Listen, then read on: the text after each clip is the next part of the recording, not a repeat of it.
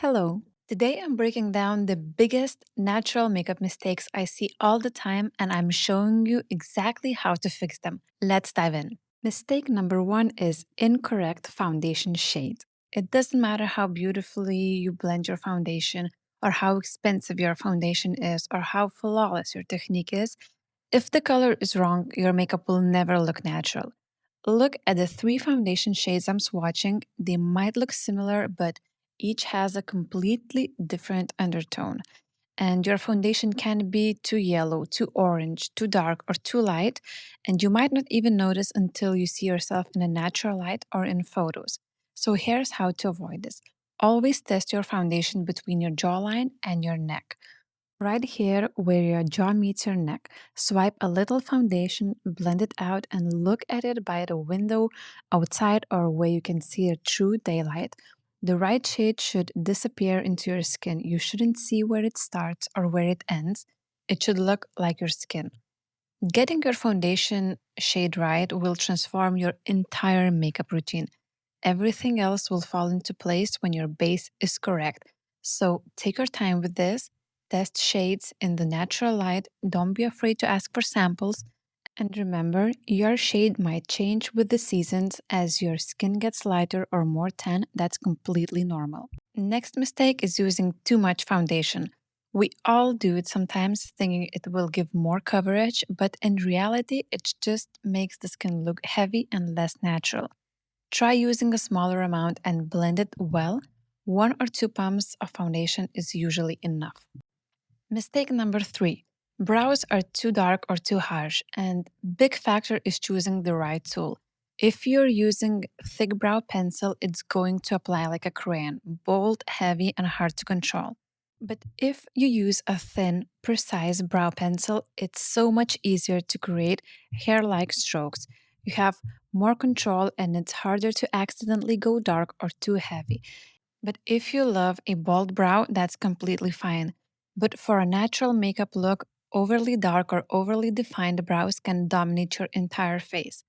The most common issue I see is overemphasizing the inner part of the brow, right here at the beginning near your nose. When you fill in this area too heavy or too dark, it can really look harsh and unnatural. Brows naturally have a softer, lighter hairs at the beginning, so we want to mimic that. And for that, choose a brow pencil or powder that's the same shade as your natural brow color, or even slightly lighter. Never go darker, it always looks too harsh for natural look. Start by brushing your brows up with the spoolie to see only the little gaps. For the inner part of the brow, use the lightest hand possible, just a few strokes or even skip it altogether and just brush through some tinted gel. But I like to finish off with the clear one. It keeps the shape in place and still looks really natural. And look at this. One side the brow are filled in too heavily, especially at the front, and here the more natural version of the same brow. Mistake number four, picking up too much blush on your brush and applying it with the big, sweeping, rushed motions. Here's the thing, if you pick too much product on your brush, you're going to apply too much on your face. I'm picking it very softly, just a touch on the brush is enough. Here you can see the difference. On one brush, there is too much product, and other has just enough of color. Also, when you're making these big, fast, sweeping motions, you lose control. You don't know exactly where the blush is going, how much are you applying, or whether it's blended properly. And suddenly, instead of a soft, natural flush, you have a bright circle on your cheek. Not the look we're looking for, so here's how to fix it.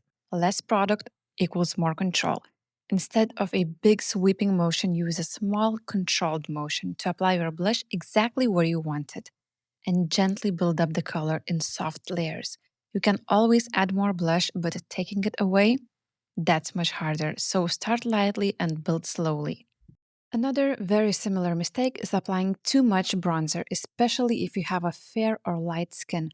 Bronzer is amazing. It adds warmth, dimension, that sun-kissed glow, but it's so easy to go overboard. And when you do, especially if you have a lighter skin, it can start look dirty, muddy, or orange.